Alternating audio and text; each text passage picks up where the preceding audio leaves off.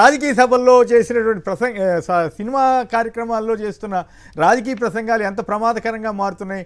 మొన్న అదేదో game changer సినిమాలో పవన్ కళ్యాణ్ వీళ్ళంతా మాట్లాడటం, అట్లాగే ఇప్పుడు చిరంజీవి గారు మాట్లాడటం, పృథ్వీ ఇంకా అభ్యంతరకరంగా మాట్లాడటం, అవసరం లేని విషయాలు మాట్లాడటం, రాజకీయ సభల్లో అంటే మాట్లాడుకోవచ్చు. వీటి మూలంగా ఈ సోషల్ మీడియాలో విపరీతమైనటువంటి ట్రోలింగ్ వచ్చి ఇప్పుడు ఆయన విశ్వసనీయ ఆయన తలబట్టుకునే పరిస్థితి తెచ్చుకుంటే ఏమిటి, దీని మీద స్పందిస్తారు సార్? ఒకటి, ఈ సినిమా వాళ్ళు ప్రతిసారి మాట్లాడే మాట ఏంటంటే రాజకీయ నాయకులకి మా సినిమా వాళ్ళతో ఏంటి సంబంధం, ఎందుకయ్యా మా సినిమా వాళ్ళ మీద పడతారు అని చెప్పి వాళ్ళు అడుగుతున్నారు. సార్ మంచిదే సార్, వాళ్ళ మీద పడాల్సిన అవసరం రాజకీయ నాయకులకి ఎవరికి లేదు.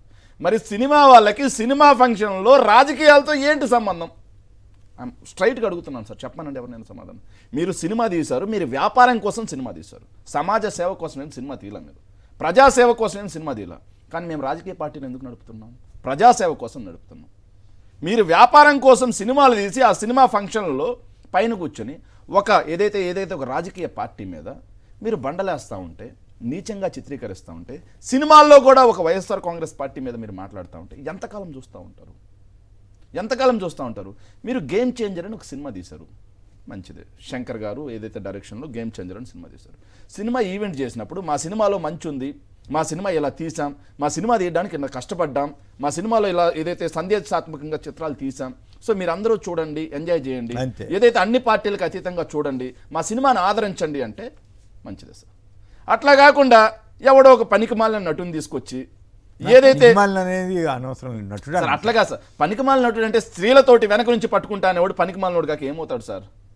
మనం మాట్లాడుకుందాం సార్. సో అతన్ని తీసుకొచ్చి అక్కడి నుంచే పెట్టించి వైఎస్ఆర్ కాంగ్రెస్ పార్టీ మీద బురద చూశారు. ఎంతకాలం వచ్చుకుంటారు? నేను ఇంతకుముందు చెప్పాను సార్, అసంఘటిత శక్తి వైఎస్ఆర్ కాంగ్రెస్ పార్టీ.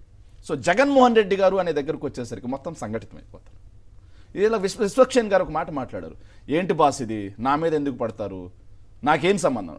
ఇక్కడ మేము చెప్తున్నాం, వైఎస్ఆర్ కాంగ్రెస్ పార్టీకి ఇందులో ఎలాంటి సంబంధం లేదు సార్. ఇది కంప్లీట్గా అసంఘటిత శక్తి. జగన్మోహన్ రెడ్డి గారు అనే ఒక వ్యక్తి దగ్గరికి వస్తే, వైఎస్ఆర్ కాంగ్రెస్ పార్టీ అనే ఒక వ్యక్తి దగ్గరికి వస్తే, ఏదైతే మొత్తం దేశవ్యాప్తంగానే కాకుండా ప్రపంచవ్యాప్తంగా ఉన్నటువంటి వైఎస్ రాజశేఖర రెడ్డి గారి అభిమానులు, వైఎస్ జగన్మోహన్ రెడ్డి గారి అభిమానులు సంఘటితమవుతారు. సంఘటితమే. నిన్న పాపం నాకు గేమ్ చేంజర్ మూవీ పరిస్థితి ఏందో చూశాను. నిన్న అవసరం లేని పంచాయతీ అక్కడికి వచ్చి చిరంజీవి గారు జై జనసేన అంటాం. ఎందుకు అట్లా ఆయన అన్నాడు? ఆయన ఏమి జనసేనలో లేడు కదా. అదే సార్, కాంగ్రెస్ పార్టీ వాళ్ళు దీనికి సమాధానం చెప్పాలి, షోకాజ్ నోటీస్ ఇవ్వాలి సార్.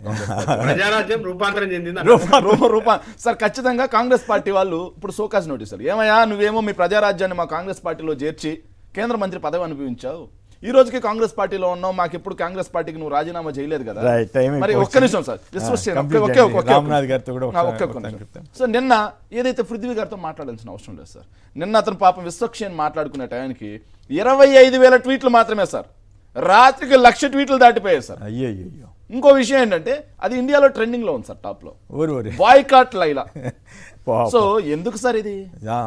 వాళ్ళు గోటుపడిపోయేది. సో మాకు రాజకీయాలతో సంబంధం ఏంటండి, మేము సినిమాలు చూస్తున్నాం, మా సినిమాలు చూడండి అనుకునే దానికి రాజకీయాలు మాట్లాడి ఎట్లా?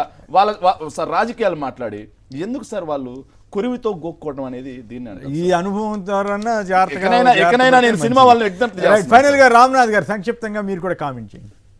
నిన్న చిరంజీవి గారు కావచ్చు, అక్కడికి పృథ్వీ గారు కావచ్చు, ఈ సినిమాకు డ్యామేజ్ చేయడానికి వెళ్ళారేమో అన్న ఒపీనియన్ కలుగుతుంది. అక్కడికి వెళ్ళి ప్రజారాజ్యం పార్టీ జనసేన పార్టీగా రూపాంతరం చెందింది, ఇకపైన మనమంతా జనసేన అని, జై జనసేన అని చిరంజీవి గారు అన్నారు.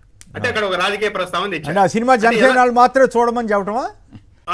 జనసేనకు వ్యతిరేకంగా ఉండే వాళ్ళు ఎవరు చూడొద్దని చెప్పడం. అదే దాంతో పాటు అంటే ఎలా ఉందంటే ఒకే స్థలాన్ని 3-4 రిజిస్ట్రేషన్ చేసినట్టుగా ఉంది. ప్రజారాజ్యం పార్టీ ఏమో నేను వెళ్ళి కాంగ్రెస్ లో విలీనం చేసిన, అయినా రూపాంతరం చెంది వచ్చిందంటే అదే ఓటు బ్యాంకు, అదే అభిమానులతో నేను ఒకసారి పార్టీ పెట్టి కాంగ్రెస్ తో బెనిఫిట్ పొందా, మా తమ్ముడు ఒకసారి పార్టీ పెట్టాడు, మరి బీజేపీలో విలీనం చేస్తారంటున్నారు అంబట్రామ్ బాబు లాంటి వాళ్ళు. అది జరిగితే నెక్స్ట్ నాగబాబు గారు లేకుంటే రామ్ చరణ్ గారు ఇంకోసారి అదే పార్టీ పెట్టి మళ్ళా జనసేన వయా ప్రజారాజ్యం వయా జనసేన 2కి వెళ్తారేమో చూడాలి. మరి కాకపోతే పృథ్వీ అనే వ్యక్తి గేమ్ చేంజర్ సినిమా అప్పుడే డైరెక్ట్ గా 11 మంది అని మాట్లాడారు. ఈ 11 సీట్లు కూడా వచ్చేవి కాదు, ఎలక్షన్లకు ముందు వచ్చే సినిమా అన్నారు. అది ఇబ్బంది అయింది. నిన్న హీరో చెప్తున్నారు, అతను చెప్పింది పచ్చి అబద్ధం. ఈ సినిమాలో తొలుత 150 గొర్రెలు ఉంటాయి, ఆఖరిలో 11 గొర్రెలు మాత్రమే మిగులుతాయన్నారు. అలాంటి సీనే లేదు. ఈ పృథ్వీ అనే అతను తప్పు చెప్పారు. అతనికి మేము ఫీజు కట్టి సంస్కారం నేర్పించలేము కదా అతనికి అన్నారు. అంటే అంత సంస్కారహీనుడని హీరోనే చెప్తున్నారు. మరి అలాంటి సంస్కారహీనులకి నెక్స్ట్ ఏ సినిమా ఫంక్షన్ లో కూడా మైక్ ఇవ్వకపోతే వాళ్ళకే మంచిది.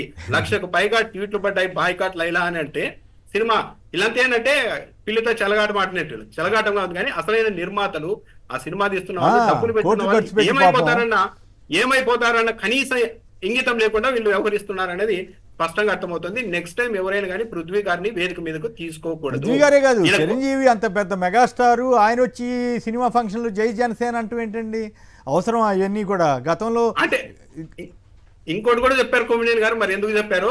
ఈ హీరో విశ్వక్సేన్ అనే వ్యక్తి మన క్యాంప్ కాదు, మన కాంపౌండ్ కాదు, ఇతను బాలకృష్ణ మనిషి అని చెప్పారు నాకు, అయినా కూడా వచ్చానని చెప్తున్నారు. అంటే ఈ హీరో మనవాడు కాదు, బాలకృష్ణ వ్యక్తి అని కూడా మళ్ళీ ఇండైరెక్ట్ గా చెప్తున్నారు. అంటే వీళ్ళంతా అక్కడ సినిమాకు మంచి చేయడానికి పోయారా?